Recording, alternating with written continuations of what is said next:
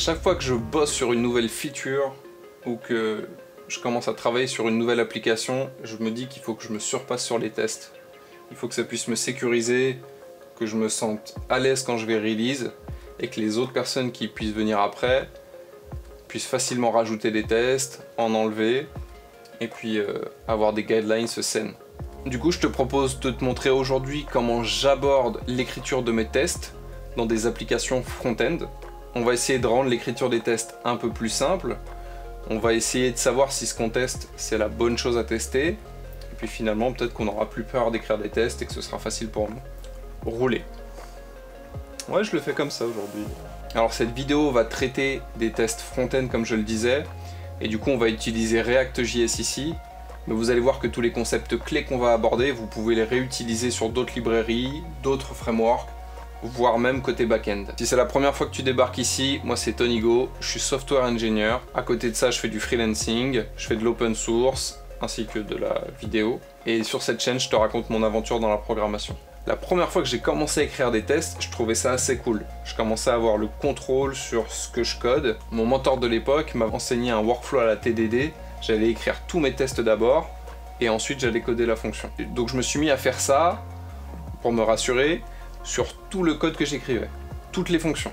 Et en fait, c'est assez vite devenu l'enfer.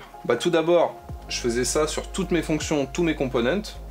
Du coup, quand je faisais une petite update, j'avais 20 tests à update. Je testais pas forcément les choses les plus utiles. J'avais pas non plus d'approche user. Et enfin, à l'époque, sur React.js, j'avais vraiment pas le bon tooling.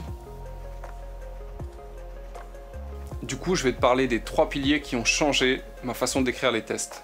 Le premier, c'est le black box testing. En fait, c'est un concept où on va voir nos fonctions, nos components, notre code, comme une boîte noire. Et on va seulement s'occuper de lui passer des inputs, quelque chose en entrée, et de regarder ce qui sort, de regarder l'output. Par exemple, dans notre fonction, on va simplement lui passer des paramètres et regarder ce qu'elle ressort. On ne va pas du tout se soucier de ce qui se passe à l'intérieur. On ne va pas se soucier des détails d'implémentation. Par exemple, pour un formulaire, on va simplement s'occuper d'append des events, de fire des events, de typing, de je clique sur un bouton, et on va regarder ce qui se passe. Imaginez que vous soyez sur un formulaire, vous tapez le nom, le prénom, vous cliquez sur valider, et ce qu'on va essayer de regarder, c'est qu'est-ce qui change dans l'UI. Qu'est-ce que mon comportement a induit. Et simplement ça. On n'essaiera pas de savoir s'il y a telle fonction qui a bien été appelée, ou ce genre de choses-là. D'ailleurs, on pourrait étendre ce concept à du back-end, en prenant un endpoint, sur lequel on va simplement s'occuper de passer des paramètres, et de regarder ce que le endpoint nous retourne. Le deuxième pilier, c'est ce qu'on appelle les critical paths. En fait, ça revient à te poser la question, dans ton application, qu'est-ce qui a vachement de valeur? Quelle feature, quelle fonctionnalité qui, à partir du moment où elle ne va pas marcher, va faire perdre de l'argent à ta boîte, ou alors va totalement dégrader l'expérience de tes utilisateurs.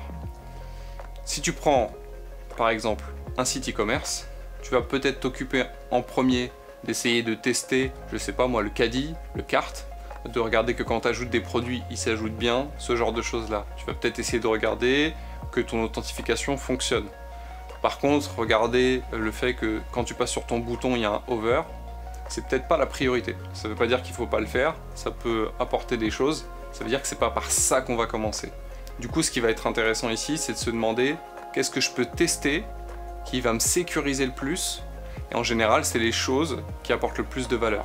Le troisième pilier, c'est le tooling.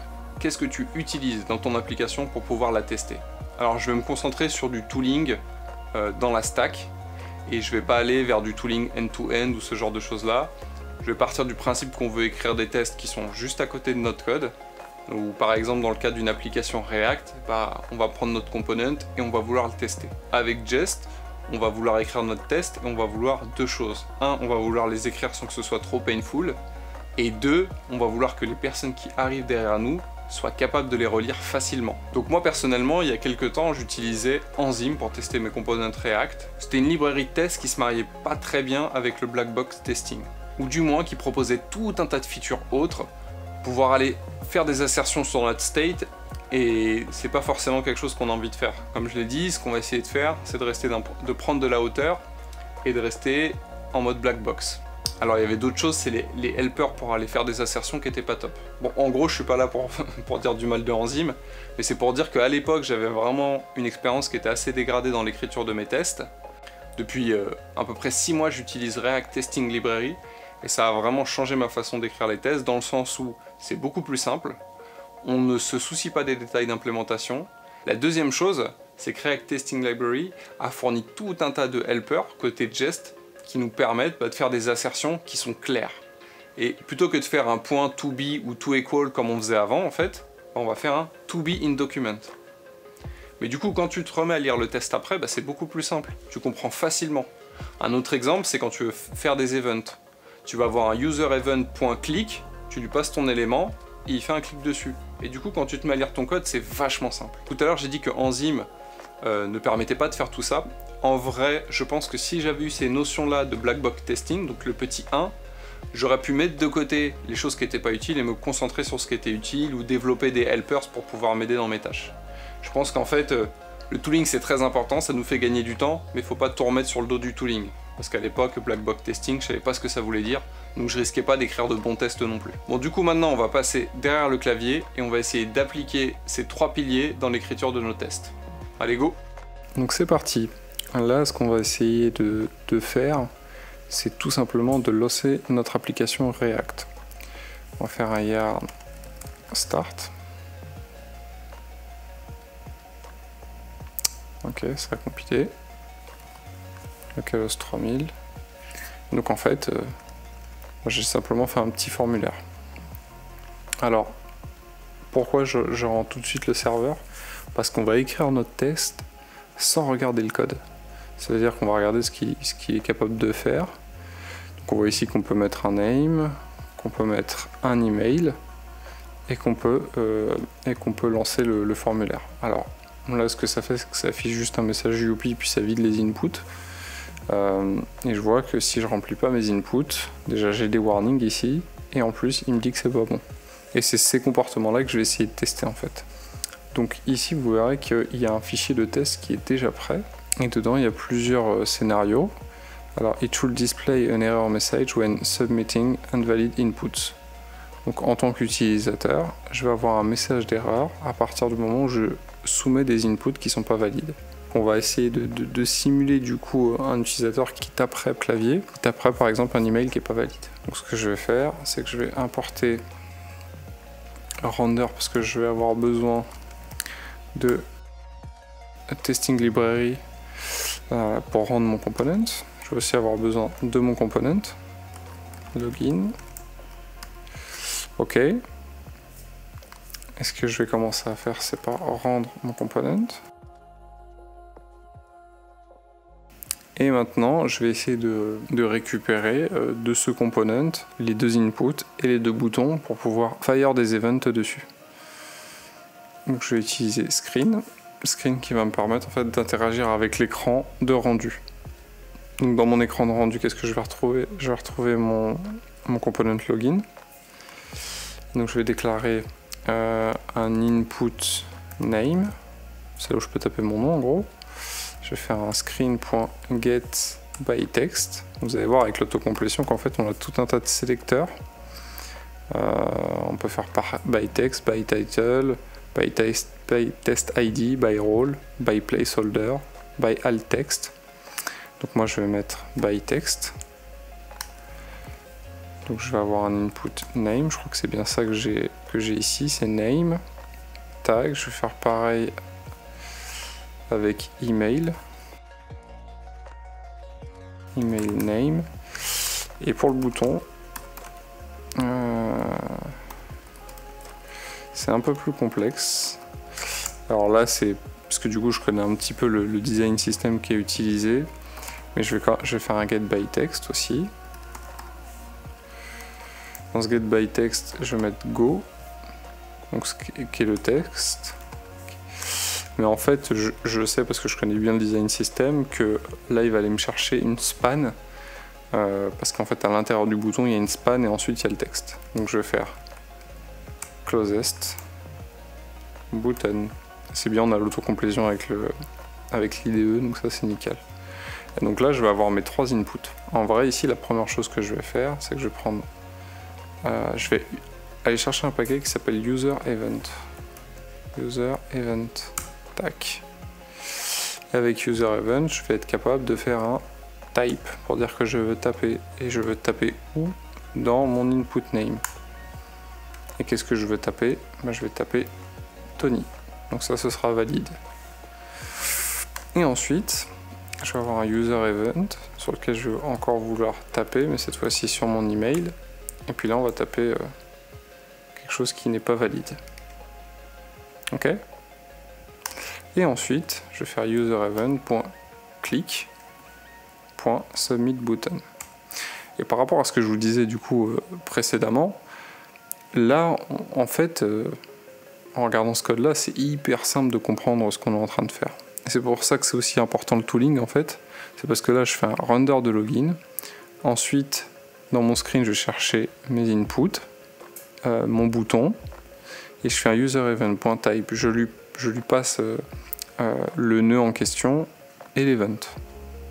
Et donc c'est hyper simple, c'est hyper clair. À la limite, on pourra ne pas regarder le titre, on comprendrait ce qui se passe. Alors ensuite, je vais utiliser dans ma librairie testing library un wait for. Donc je vais passer, ma fonction est déjà synchrone. Et je vais faire un await de wait for. Et là, ce qu'on va lui dire, c'est attends de voir en fait de voir un contenu apparaître. Et on va utiliser ce expect là qui ne sert à rien.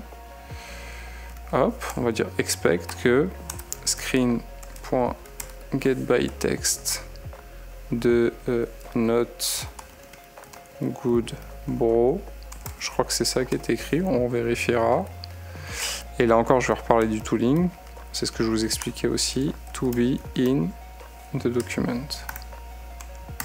Donc là, c'est quand même mais ultra simple quoi. Et donc là, on va lancer les tests. Je vais mettre un nouveau terminal. Yarn test. Ce serait cool si on avait une erreur. Ouais, super.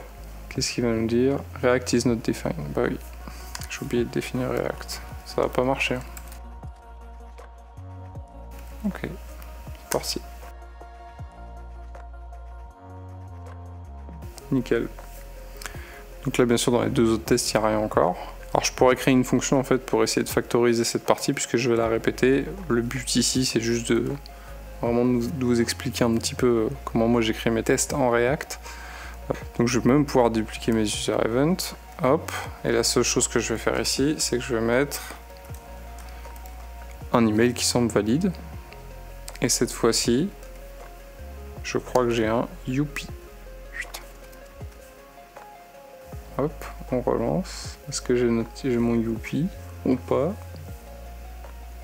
Et donc ce qu'on fait, c'est essayer de reproduire vraiment tous ces cases. Donc là, ok, ça marche. Ce qu'on va faire, c'est que je vais essayer de casser l'input pour voir si vraiment mon test fonctionne. Ça, c'est une pratique aussi qui est assez recommandée, soit de casser quelque chose dans le component originel, ou alors dans le test. Donc là, vous voyez, ça fail. Et qu'est-ce qu'il me dit? On peut remonter, donc il y a un peu de contenu. Unable to find element with the text UP. Non, je vous le détaille pas, mais je sais qu'ici on peut aussi utiliser des regex si on n'a pas envie de mettre les majuscules ou ce genre de choses. Nickel. Bon, du coup, ce que je vais te proposer de faire, ou vous proposer de faire, c'est ici, dans le test, il reste un troisième test. Il dit It should display an error message if the email address is invalid. Donc là, c'est peut-être pas forcément très explicite, mais si on regarde bien ici notre test, on a please input your name, please input your email. Et donc du coup, ce qui serait intéressant, c'est que vous puissiez me tester qu'à partir du moment où l'email qui est rentré n'est pas valide, vous tapez genre ici 3 caractères et vous vérifiez bien qu'il display bien le message d'erreur. Ça nous permet que le jour où le validateur il saute, qu'on puisse s'en rendre compte.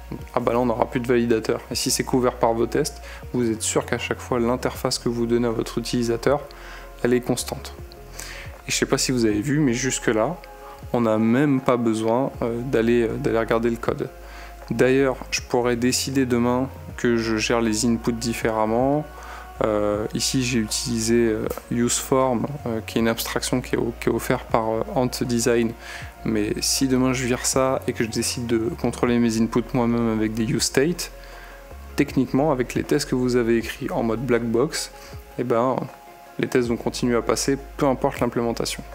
Alors si tu as envie d'aller plus loin, je te conseille d'aller voir la formation de Kenzie Dot, JavaScript Testing, quelque chose comme ça, ou Testing JavaScript, je sais plus très bien. Je te mets le lien dans la description.